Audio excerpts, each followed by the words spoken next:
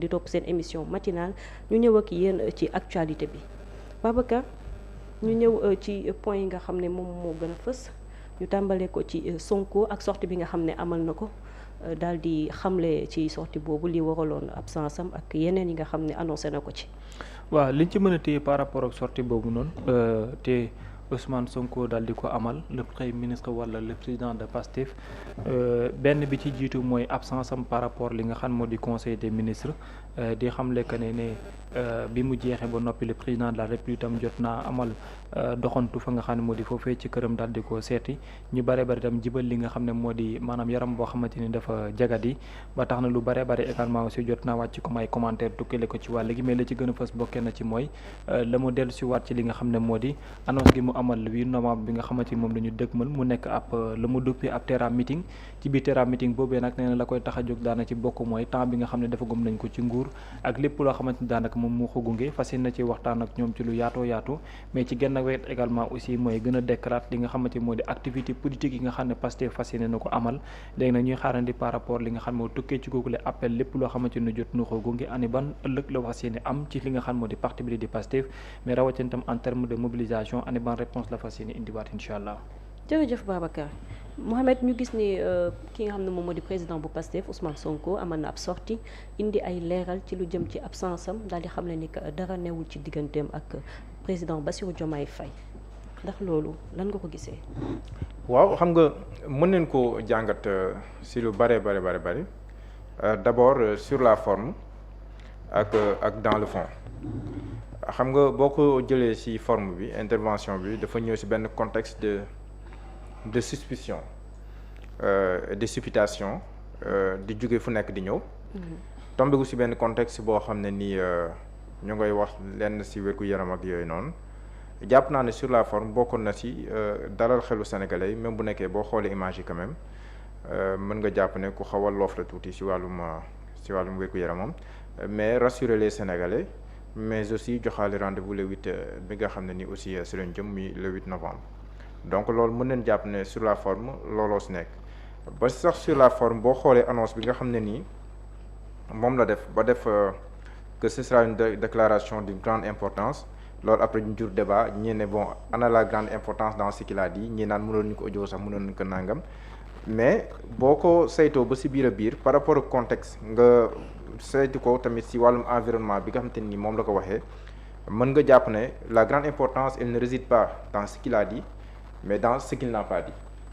ak tamit li nga xam ne ni moom la wax lan la si jublu politiquement dëggantaan man ma jàpp sama jàngat ne que il a voulu lancer un signal fort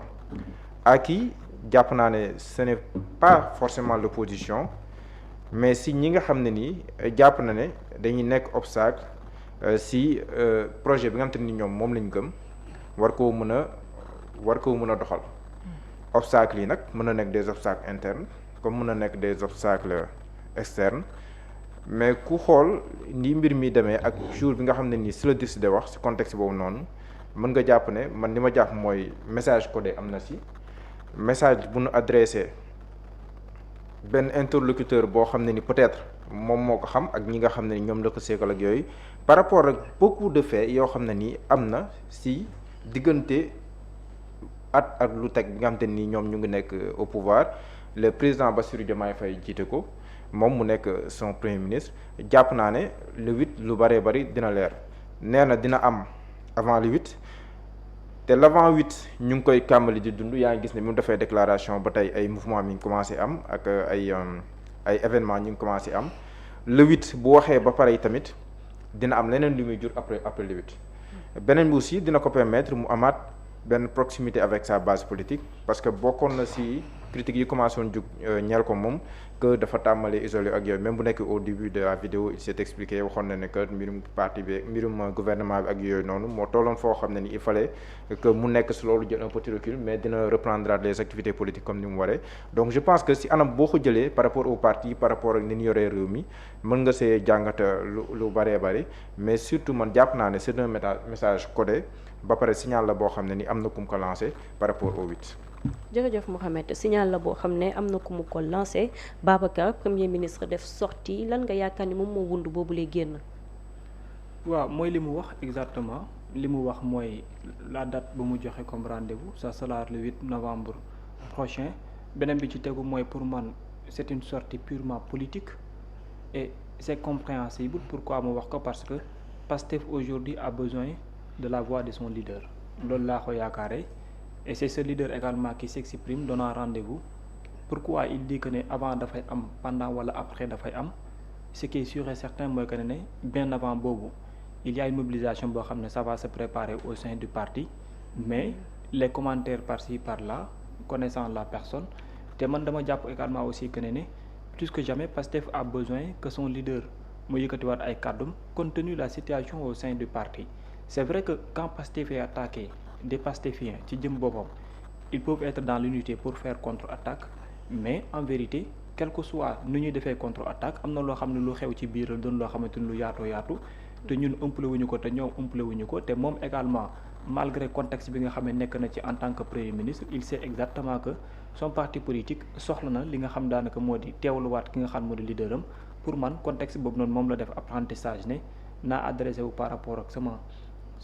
sama ay nit te loolu également aussi bokkee na ci ne bu kenn exclure aussi en tant que quelqu'un boo xamante ni am na ay responsabilités ci biir gouvernement mu profité waale ci tribune boobu quel que soit discours politique gi fay mëne dellu si waat également aussi ci position wala sax nag ci li mu jàpp ne moom mu la nguur gi di ko jox wala li mu jàpp ne moom lay mëne comme ay activité ci li nga xam daanaka moo di nguur gi te yaakaar naa ne contexte boobu lay dem mënu faa génn mooy un discours boo xamante ni dafay dem ci expérience li mu amagum ci biir nguur beneen bi tamit dafay revenir encore ci ce que l'on appelle la politique ak Pastef taxawaay bi nga xam ne war na ko mën abbu parce que ak lu ñu mën a téye aussi ce sont des politiques et il est politique te politique googu noonu mu doon à chaque fois mu def sortie am na loo xamante ni benn objectif gu mu ci namm la te man li ci ëpp ci bii li ma yaakaar mooy jubul wala duggul fenn fudul pour parti Pastef ak remobilisation gi mu jàpp ne parti politique am laaj na ko ndax depuis quelque temps li am lu baree bari lu ñuy wax ñoom seen biir mooy am na loo xam daanaka muy commencé di xeeñ mooy dafa mel ni base bi dafa commencé di taqatle ak ñenn ñi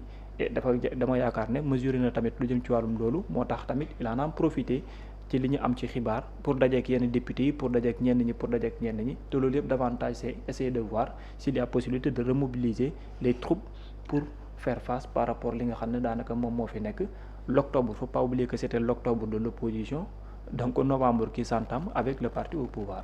d'accord jërëjëf remobiliser ay troubam li ñu yaakaar ni dañoo nekk di dispersé wu Mouhamed gannaaw avant sortie bi dafa def benn poste daal di xam ne ni que dafay def benn sortie d'une grande importance waaye bi mu génnee ba noppi boole ci ak absence bi nga xam ne amoon na ko gars yi dañu ne dafa changer discours bi ndax li mu waroon a wax bu njëkk du loolu dafa mel ni dafa am fissure ci digganteem ak ki nga xam ne moom moo di président de la République wala ñenn ci cadre Pastef. bon moo tax man ma jàpp ne la grande importance comme ni ma koy sànq nekkul si li mu wax mais si li mu junj ak signal bi nga xamante ni moom la joxe c'est vrai qu'il y a beaucoup de supputation par rapport ak ses relations avec le président de la République am na sax ñu ne woon que dafay démissionner ak yu demee noonu parce que digganteem ak président de la République neexatul ak yu demee noonu mais loolu il a clairement dit Ousmane Sonko nee na du démissionner te même réitéré na ko aussi bi muy jàkkaarloog bi muy dalal ay député si Petit Palais diggante 10h ba 13h si aljuma ci donc loolu noonu il n'en est pas question mais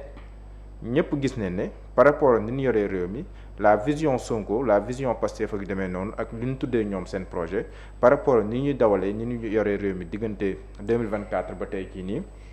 am na quand même une certaine différence boo xam ne nii am na par rapport ak ni ñu xamee Pastef ak maanaam rupture yi nga xam te nii ñu ngi ko doon xaar véritablement mbir mi yenn saay continuité lay gën a nuróol que leneen donc de ce point de vue là je pense que dina mën a indi ay leeral yu am solo beneen bi aussi mooy le choix du lieu loolu tamit je pense c'est extrêmement important même la photo choisie parce que boo xoolee la photo choisie dalay jox Ousmane Sonko sa législative yi c'était sa photo officielle si législative yi kon Ousmane Sonko la boo xam ne ni pour politique bu mel ni kuy wuti sax li nga xam ne ni moom moo nekkoon li mu doon moom parce que sa force c'est sa proximité avec la base ak yu demee noonu le lieu choisi c'est au stade esplanade stade Léopold Sédar Senghor bu nekk Parcelles Assainies nekk diggante Parcelles Assainies jege Grand Yoff itamit kon xam nga ne c'est en pleine banlieue ba pare au cœur de la banlieue ba pare nekk loo xam ne ni aussi fu accessible la fu neex a dem la Kër Massar bu bëggee ñëw day ñëw donc pari de la mobilisation il a pris toutes les garanties pour defee ko ci barab bu yaatu parce que foofu noonu jàpp naa ne fu mu toll nii pour nga am barab bu ko gën a yaatu ci Ndakaaru est-ce que am na sax donc est-ce que am na donc foofu noonu fu yaatu la ba pare nekk si benn maanaam nekk fu célébrer yoon boo xam ne ni ku bëgg a ñëw mën ngaa ñëw ba pare Parcelles Grand Yoff bu ñu ñëwee rek daanaka la si des du bëri bu ñeneen ñëwee donc je pense que c'est réfléchi mais c'est un signal benn démonstration de force la boo xam ne nii bu ko defee parce qu'il a rappelé ay moments yu fort nen xaat leen poser question lan moo war a mën a tax Pastef au pouvoir après 1 an 6 mois au pouvoir muy def manifestation boo xamante ni nii daf lay fàttali manifestation grandeur nature yu mu daan def par exemple la manifestation de Kër Massar yu demee noonu kon loolu li muy tekki mooy il y a toujours loo xam ne ni par rapport à Pastef lu mu doon xeex ci opposition bi nekk au pouvoir te ba léegi daf ko war a xeex amu ko léegi loolu nag c'est à quel niveau mooy question bi ngay poser ndax c'est au niveau suprême ndax c'est au niveau des alentours wala ndax loolu je pense que doo jiitu paaka si mbaram mais jàpp naa ne lu am solo dina si génn xam nga pour nga recentrer